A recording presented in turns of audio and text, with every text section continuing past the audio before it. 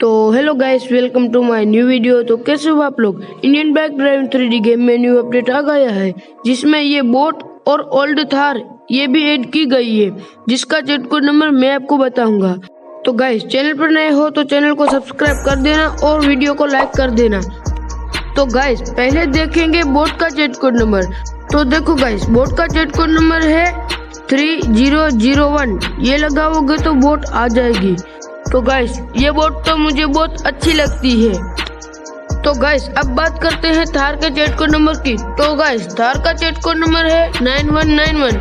ये डायल करोगे तो ओल्ड थार आ जाएगी।